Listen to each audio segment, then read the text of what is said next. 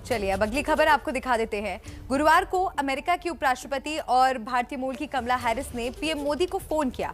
दोनों के बीच टीका साझेदारी को और मजबूत करने के मुद्दे पर बात हुई।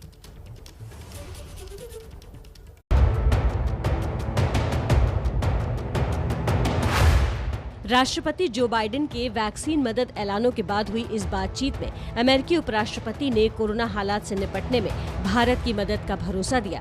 वहीं पीएम मोदी ने हालात ठीक होने पर कमला हैरिस को भारत आने का न्योता दिया।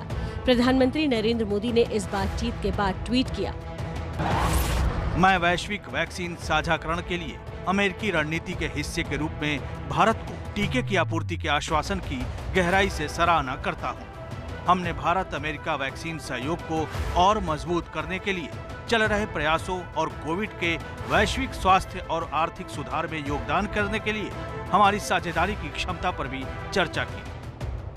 अमेरिका ने जून के आखिर तक कोरोना वैक्सीन के 8 करोड़ टीके दुनिया के बाकी मुल्कों को मुफ्त देने का ऐलान किया है। ऐलान के मुताबिक बाइडेन सरकार एशिया के लिए 70 लाख टीके देगा, जिसमें भारत के अलावा Nepal, Afghanistan, Pakistan, Indonesia, Thailand, Laos, Sri Lanka समेत कई देशों के लिए मदद शामिल है। वैक्सीनेशन डिप्लोमेसी के तहत पहले विदेश मंत्री एस जयशंकर अमेरिका दौरे पर गए थे और अब पीएम मोदी की कमला हैरिस से बातचीत इस बात का संकेत है कि 8 करोड़ टीके का एक बड़ा हिस्सा भारत को जल्द मिल सकता है। इससे देश में चल रहे टीकाकरण अभियान को रफ्तार मिलेगी। तो उम्मीद यही की जा रही है कि वैक्सीन डिप्लोमेसी जरूर रंग लाएगी। और यहाँ आपको एक रोचक जानकारी दे देते हैं। अमेरिका की पहली महिला उपराष्ट्रपति कमला हैरिस भारतीय मूल से ताल्लुक रखती हैं। उनकी मां श्यामला गोपालन भारत से ही अमेरिका गई थी। साथ ही कमला हैरिस भी बचपन में मां के साथ कई बार भारत आती रही हैं। और देखिए ये ग्राफिक्स के जरिए हम आपको दिखा रहे हैं कि कुछ इंटरेस्टिंग इंफॉर्मेशन आपको बता रहे हैं कमला हैरिस के बारे में। उपराष्ट्रपति है अमेरिका की, भारतीय मूल की है। कमला हैरिस बचपन में मां के साथ कई बार भारत आ चुकी हैं और एक बार फिर से प्रधानमंत्री नरेंद्र मोदी ने भारत आने का न्योता कमला हैरिस को दिया है। इसी खबर का अपडेट आपको दे देते हैं। पीएम मोदी और कमला हैरिस की बातचीत पर अमेरिका में भारत के राजदूत तरनजीत सिंह संधू ने क्या कहा है, आपको सुनना चाहिए। Vice president Harris called Prime Minister Modi. It was a positive and warm conversation. Prime Minister thanked Vice President Kamala Harris for the assurance of vaccine supply to India. Prime Minister also appreciated the support and solidarity from the US government.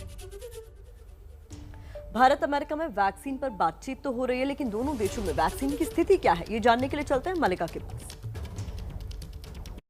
Vaccination की रफ्तार बढ़ाने के लिए भारत और America सहयोग की चर्चा के साथ ही ये सवाल भी उठना लाजमी है कि अमेरिका के मुकाबले हमारे देश की वैक्सीनेशन की रफ्तार कितनी है। इसी से जुड़ी जानकारी ग्राफिक्स के माध्यम से आप तक पहुंचाते हैं। अमेरिकी राष्ट्रपति जो बाइडेन ने ऐलान किया था कि अमेरिकी इंडिपेंडेंस डे यानी 4 जुलाई तक वो 70% अमेरिकी नागरिकों को कम से कम 1 डोज वैक्सीन की लगवा देंगे।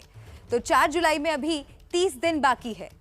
और क्या लक्ष्य है अमेरिका का? 70% अमेरिकी नागरिकों के वैक्सीनेशन का लक्ष्य है, यानी करीब 23 करोड़ 28 लाख लोगों को टीके लगाने का लक्ष्य रखा गया है। अब तक अमेरिका में 50% से ज्यादा लोगों को कम से कम 1 डोज दी जा चुकी है। और चलिए अब बात भारत की कर लेते हैं।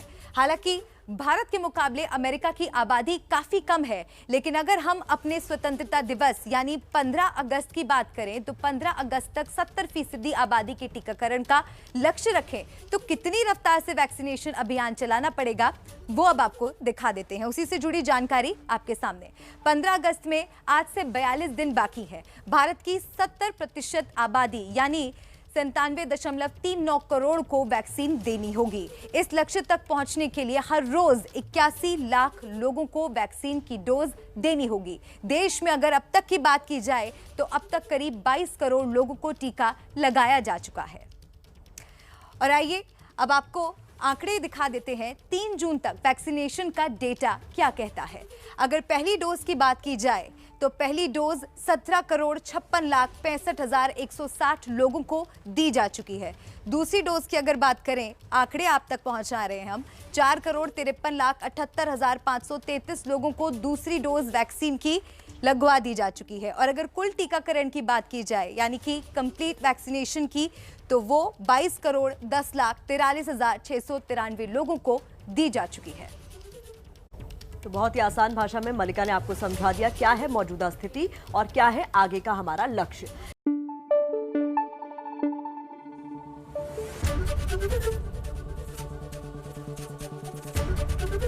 एबीपी न्यूज आपको रखे आगे।